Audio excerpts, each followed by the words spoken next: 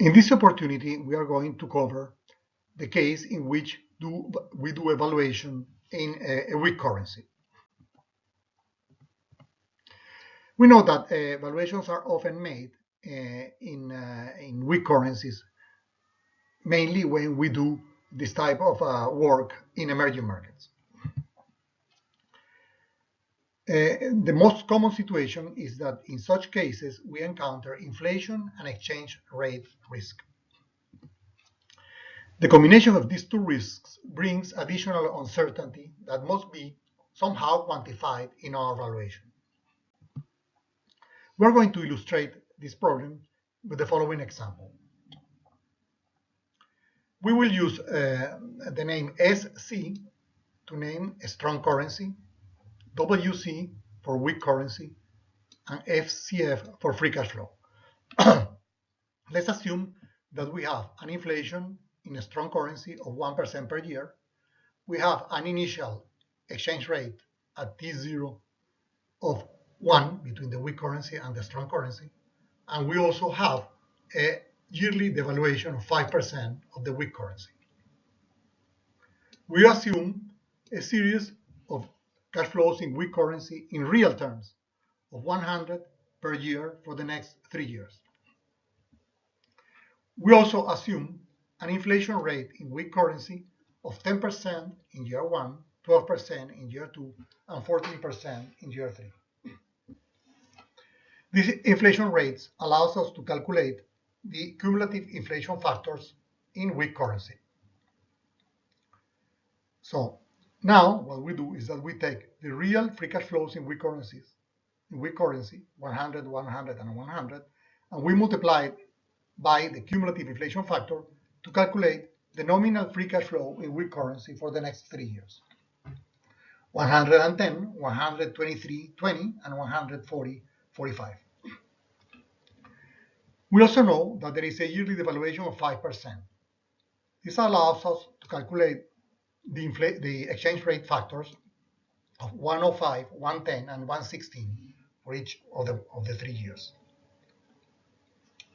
Then we convert the nominal free cash flow in weak currency into a nominal free cash flow in strong currency just by dividing the nominal free cash flow in weak currency by the exchange rates.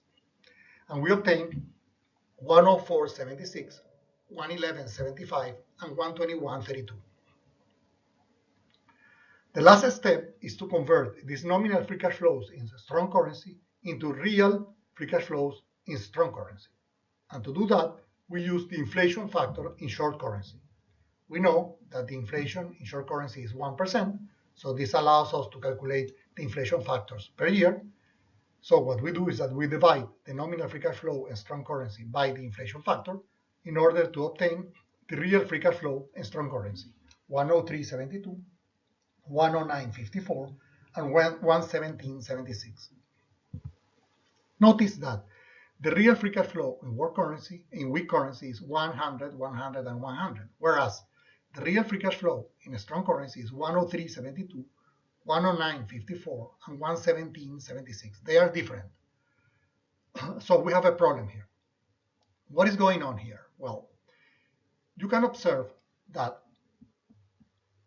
average inflation in the weak currency is about 12% per year, 10, 12, and 14. And inflation in the strong currency is only 1% per year. So there is a difference in inflation of about 11% per year in average, whereas the yearly devaluation is only 5%. So what is going on here is that the local currency is being overvalued over time with respect to the strong currency. And that's why we get higher real cash flows in a strong currency than in weak currencies.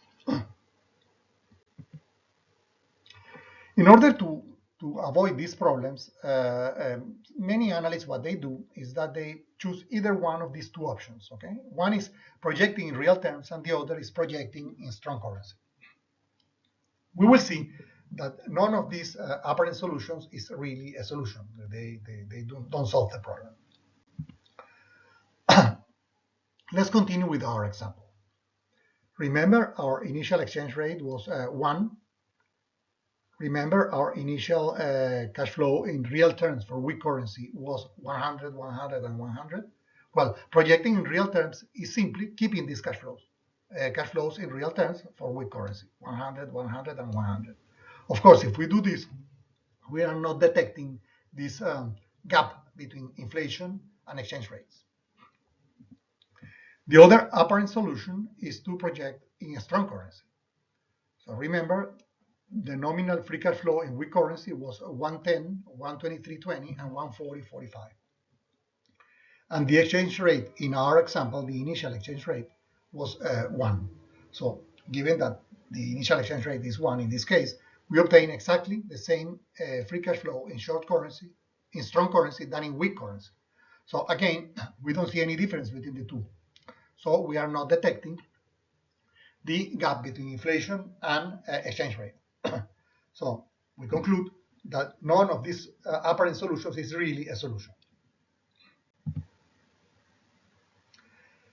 Summarizing, when we project in real terms, whatever happens with inflation and exchange rate is not captured.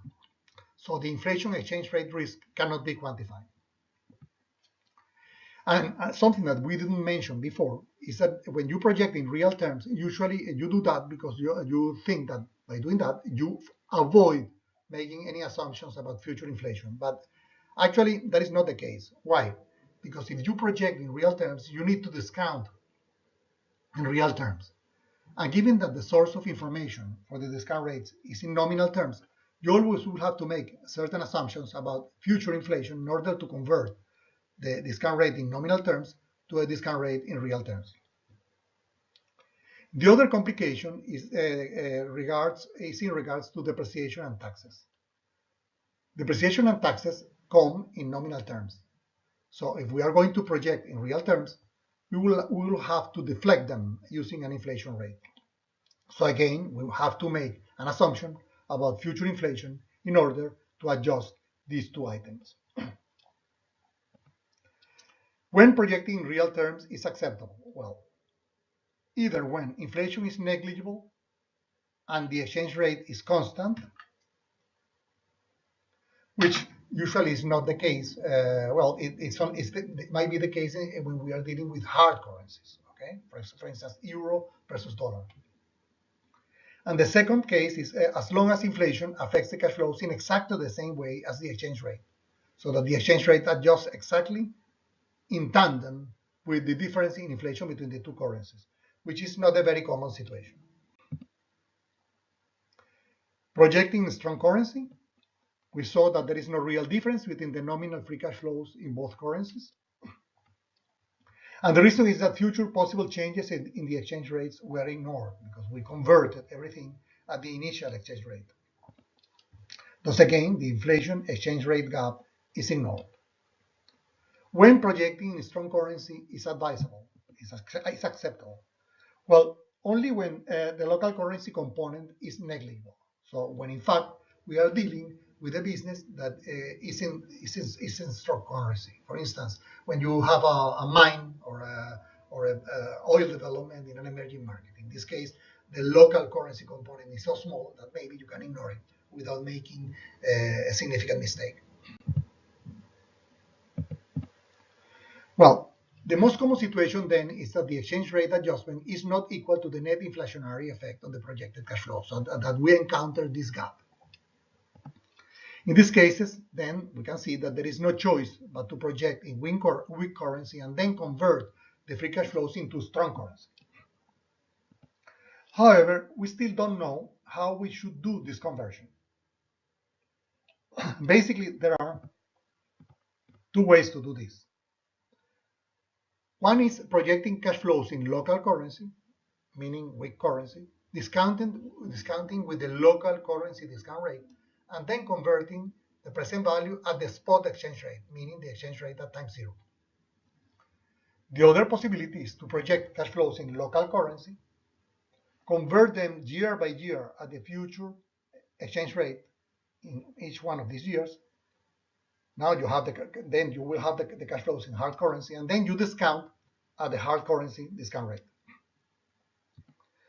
Well, we conclude that the last method, that is projecting in local currency, converting into hard currency, and discounting in hard currency, is the best procedure. Why? Because the first procedure has two important flaws. Why? Which are these flaws? The first one is that it does not pick up the inflation exchange rate gap. Again, why? Because you are projecting in local currency, discounting at the local currency discount rate, and then converting at the spot exchange rate. So you are ignoring what happens to the exchange rates from time zero to the future. And the second complication is that in the first approach, you have to discount at the local